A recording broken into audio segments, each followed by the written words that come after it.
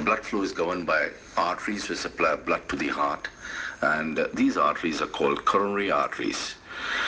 When the coronary arteries start clogging, there is lack of blood supply to the heart, and that causes ischemia.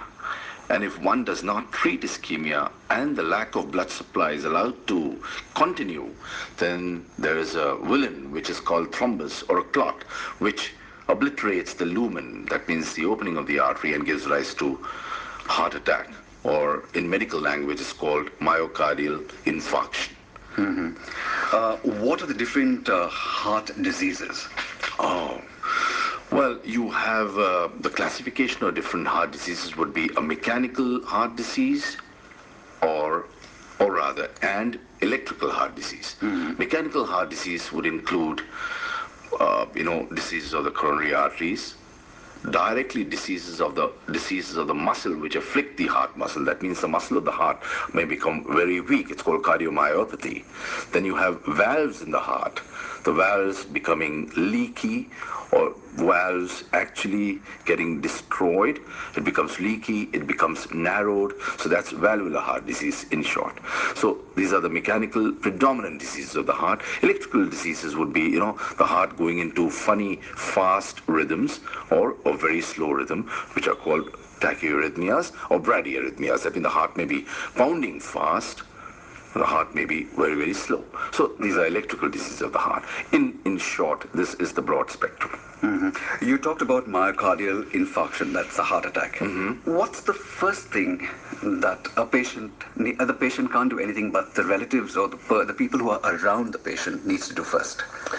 Well, it's a very, very good question. It has been taught to us that, on the wrong side of 40, any form of distress in the center of the chest, whether it's upper abdomen or center of the chest, this should not be taken lightly. At least bare minimum, an ECG should be taken.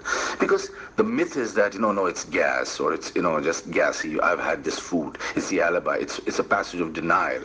So the first and the foremost thing is that if you have any form of discomfort, be it gas or irritation or belching or any form of discomfort, first and foremost, just go to the nearest hospital in the ER or casualty and get an ECG done, and then things will follow right. Don't sit at home, or just don't take Enos into inverted commas, or gulp tablets or Gelucils or antacids. No, that's not what we want. Right. But doctor, how does one differentiate between a gas attack and a heart attack? Sure, it's a very good question. As I said, even if it's gas, it's not going to really kill you. Right.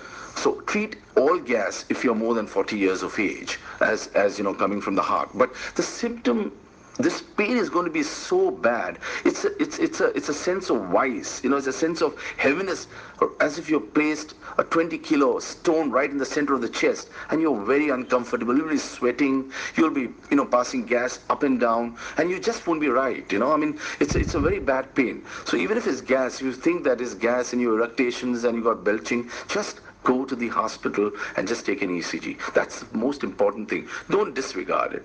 Especially if you have an alibi that if your family has got heart attacks at a young age, that means anyone in your family less than 55 years of age has had a bypass, or has had an angioplasty, or has a heart attack, or has a sudden cardiac death, you must be more careful then. Or if you're a smoker, Right. So you don't have to ignore that.